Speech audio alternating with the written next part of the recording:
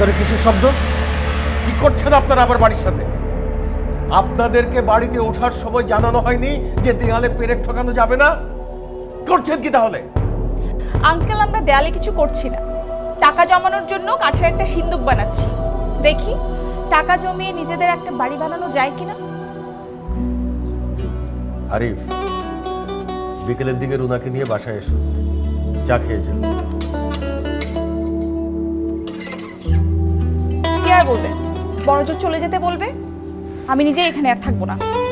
আচ্ছা ঠিক আছে, আজকে অফিস থেকে এসেই আমি বাসা দেব।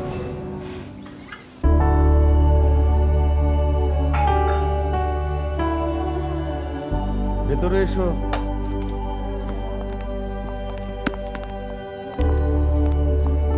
বসো।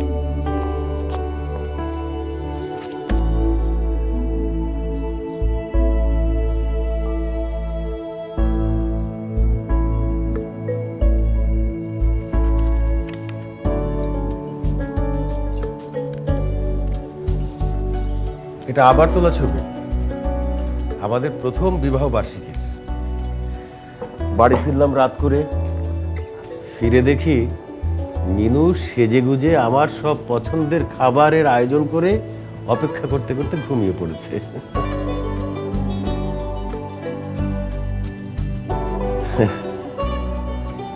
আমাদের প্রথম সন্তানের ছবি, দেখো দেখো, একদম আমার মতো হয়েছে না?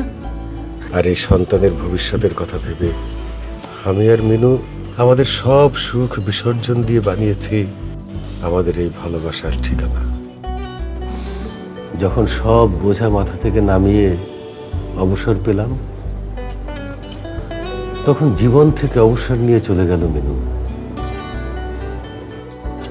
না মা, ড্রিল মেশিনটা নিয়ে যাও মা, একজন লোক আসবে একটু পরে, তোমাদের যেখানে যেখানে প্রয়োজন ড্রিল করে দেবে।